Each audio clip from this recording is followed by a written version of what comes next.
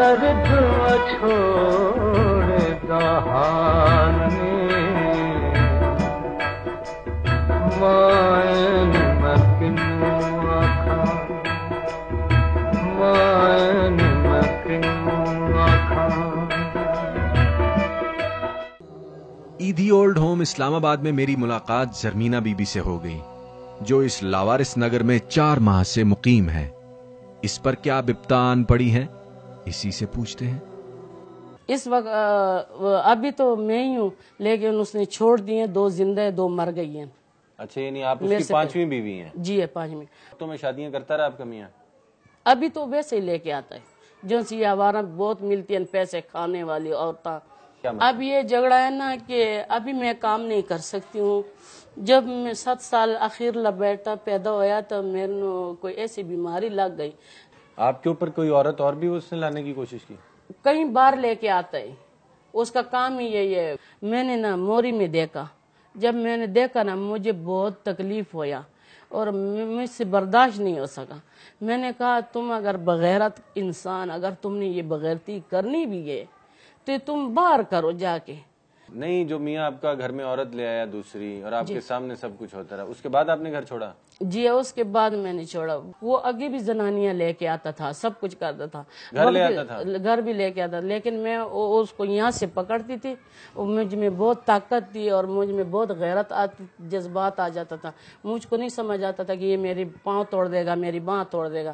میں اس کو یہاں سے پکڑتی تھی، پھر میں اس کو مارتی تھی. وہ مرد تھا آخرکار، اس کا قد بھی لمبا تھا. پھر وہ مجھے کٹنے لڑنے لگ جاتا تھا. میں کہتی جو مرضی کر لے. جب جتنا وہ مجھے مارتا تھا اتنے میں اپنے آپ کو مارنے لگ جاتی تھی. ان کی جوتی میں کہتی تھی اور مجھے مارو، مجھے قتل کر دو. لیکن مجھ سے یہ ایک بات نہیں برداشت ہوتی، تم کرو، میں یہ نہیں منع کرتی. کوئی مرد کے ساتھ کوئی پھرتا تو نہیں ہے، کوئی عورت پھر سکتی ہے، لیکن تم باہر کرو کہ میں نہ دیکھوں، میرے سامنے تم صحیح رہو. پھر بھی یہ لڑائی چلتی رہی. میاں آپ نے کبھی اسے پینے سے منع نہیں کیا؟ میرے سامنے نہیں پیتے، باہر پی کے آتا ہے. آپ کے سامنے کبھی نہیں پیا؟ نہیں، ہمارے لڑکی لے آتا ہے آپ کے سامنے، بوتل نہیں لاتا؟ وہ بوتل باہر یار دوستوں میں پیتا ہے نا.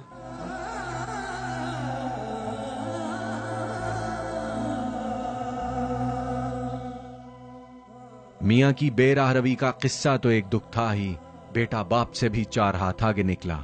اسی سارے بلوے نے زرمینہ کو حقیقی معنوں میں لاوارث کر دیا. سنیے قربان گاہ پر لٹکتی ہوئی ماں اپنی اولاد کا دکھڑا کیسے رو رہی ہے. اور جون سی ماں اتنی محنت کر کے جو مجھے وہاں پر خیر زکوٰۃ دیتے تھے، وہ کہتے ہم نے 11ویں کے پیسے رکھے، نسیم تم نے لینے. تو میں کہتی تھی باجی مجھے نہ دو، میرے گھر میں بھوک زیادہ خرچ ہو جائیں گے، میرے بیٹے کو وردی لے دو. پھر اس کو میں وردی لے کے دیتی تھی. باپ نے کبھی وردی میں نہیں لے کے دیا. وہ میرا بیٹا بھی شراب پیتا ہے، سب گھر میں لڑکے لے کے آتا ہے. بیٹی جوان ہوئے، میرے سے برداشت نہیں ہوتا ہے، میں کیسے برداشت کروں. میں جا کے دونے ہاتھ سے بیٹھو کے ایسا مارے. میں نے کہا تیرے ساتھ، میں نے تیرے وجہ سے اس آدمی کے ساتھ میں نے گزارا کیا کہ یہ میرا بیٹا رولے نہیں. اس بعد مجھے بہت نفرت ہو گئی تھی، لیکن میں نے اسے قبول کیا کہ یہ میرا بیٹا جگہ جگہ دھکے لے گا اور اس کے ساتھ اس کو وہ باپ والا پیار کوئی بھی نہیں دے گا. یہ جتنا بھی گندا ہے، جتنا بھی برا ہے، لیکن پھر بھی اس کا باپ اس کو احساس تو رہے گا نا. میں نے اس بیٹے کے پیچھے اتنا لشکر بنایا، زندگی برباد کی. جب اب وہ بیٹا میرا ہو گیا، کمانے والا ہو گیا، اب وہ مجھے جانتا بھی نہیں ہے. بیٹا تو میرے ساتھ اچھی بات کرتا ہی نہیں ہے، سنتا بھی نہیں. آگے تھے لڑ لڑ کے نکل جاتے. میں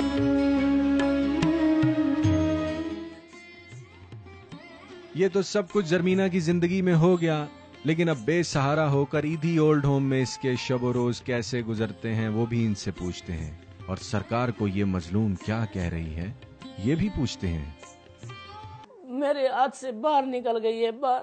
وہ گھر میں نہیں تھا، اگر میں گھر میں ہوتی اس نے مجھے نکلنے نہیں دینا تھا.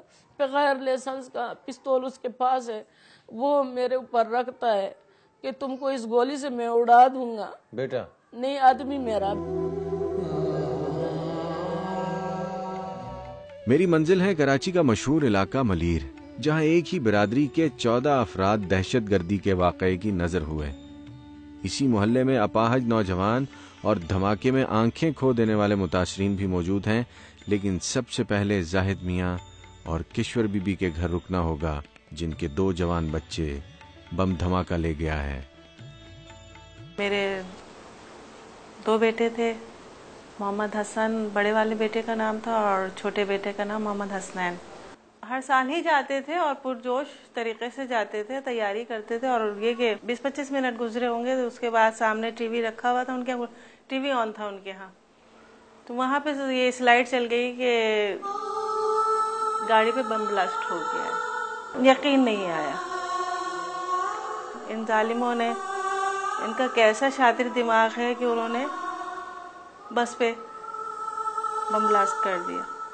بہرحال ماں تھی اور اس وقت تو پورا محلہ جو ہے آہو بکا میں ڈوب گیا تھا، جو میں کبھی نہیں بھلا سکتی۔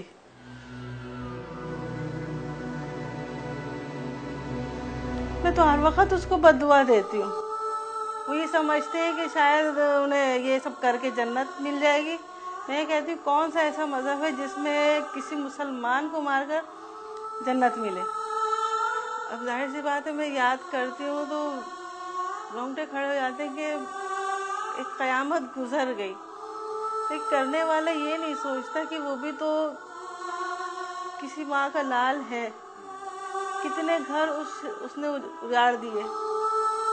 اب حکومت تو یہ کہہ دیتی ہے 2-3 دن کے بعد کہ حالات معمول پر آ گئے، مگر جس کے گھر کے جاتے اس کے حالات کیسے معمول پر آ سکتے ہیں؟ میں سرکار سے یہی کہنا چاہوں گی، خدا را اب تو آپ کسی اس طرح کا انتظام کریں کہ کسی کے لال اس دنیا سے نہ جائیں، تاکہ ماں کی ممتا تو ٹھنڈی رہے۔